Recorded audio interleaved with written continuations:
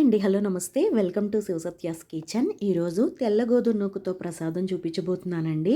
ఇదైతే మనకి ఏ పండగలప్పుడైనా పూజలప్పుడైనా కూడా ఫాస్ట్గా ప్రిపేర్ చేసేసుకోవచ్చు. అదేవిధంగా నా వీడియోస్ కనుక మీరు ఫస్ట్ టైం చూస్తున్నట్లయితే ఛానల్ని తప్పకుండా సబ్స్క్రైబ్ చేసుకోండి. అలాగే పక్కనున్న బెల్ ఐకాన్ని క్లిక్ చేయండి. అదేవిధంగా వీడియోని లైక్ చేసి షేర్ చేయండి.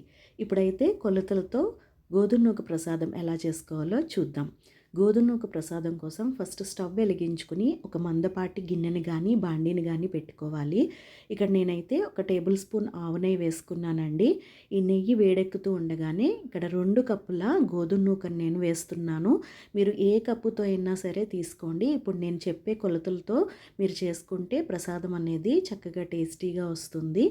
నూకని ఇలాగ మీడియం ఫ్లేమ్లో పెట్టుకుని చక్కగా ఫ్రై చేసుకోవాలి. నూక మంచిగా వేగితే ప్రసాదం అనేది చాలా బాగుంటుంది. ఇప్పుడైతే ప్రసాదానికి సరిపడా వాటర్ని మనం వేరే పక్క స్టవ్ మీద బాయిల్ చేసుకోవాలి. ఇక్కడ నేను 2 కప్పుల నూకకి 7 కప్పుల నీటిని మరిగిస్తున్నానండి. మనకి నీరు మరిగిపోయే లోపు ఇక్కడ నూక కూడా వేగిపోతుంది. నూకనైతే సిమ్లో పెట్టుకుని మంచిగా లైట్ గోల్డెన్ బ్రౌన్లోకి వచ్చే విధంగా నూకని వేపుకోవాలి. చూసారా, ఆల్మోస్ట్ నూక వేగిపోయింది. ఇప్పుడైతే తీపి కోసం పంచదారని చూద్దాం. పంచదార ఇక్కడ నేను 3 కప్పుల పంచదారని తీసుకుంటున్నానండి. అంటే 2 కప్పుల నూకకి 3 కప్పుల పంచదార తీసుకుంటున్నాను.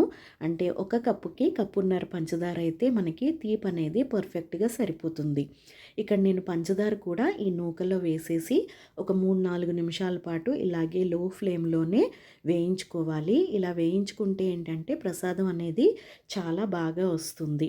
చూసారా, ఇక్కడ నేను చూపిస్తున్న విధంగా ఈ రంగులోకి వచ్చేలాగా గోధుమ నూకని మనం వేపుకోవాలన్నమాట.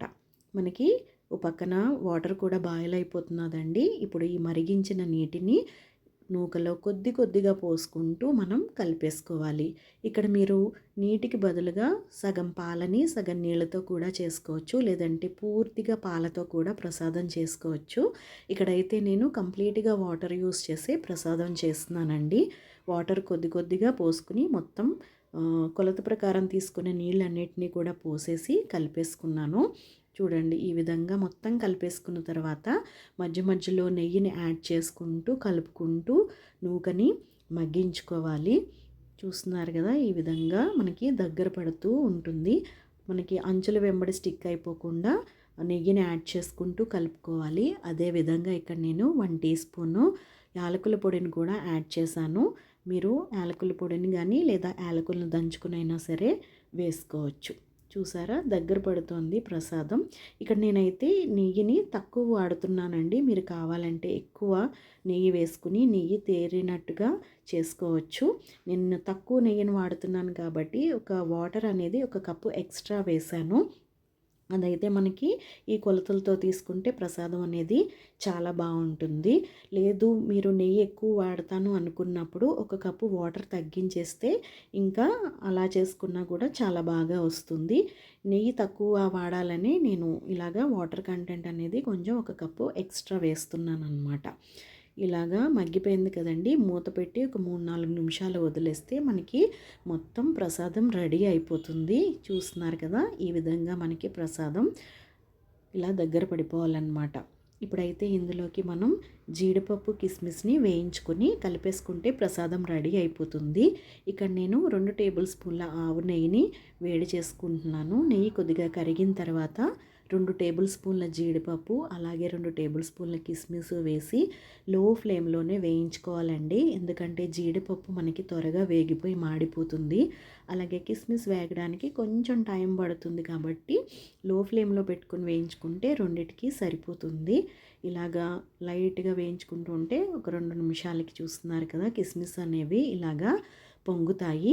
ఇలా లైట్ బ్రౌన్ కలర్లోకి వచ్చిన తర్వాత స్టవ్ ఆఫ్ చేసేసుకుని మనం వీటిని నెయ్యితో సహా ప్రసాదంలో వేసేసుకుని చక్కగా కలిపేసుకుంటే మనకి ప్రసాదం రెడీ అయిపోతుందండి. తీపి అయితే కరెక్ట్గా ఈ కొలతలతో వేసుకుంటే పర్ఫెక్ట్గా సరిపోతుంది.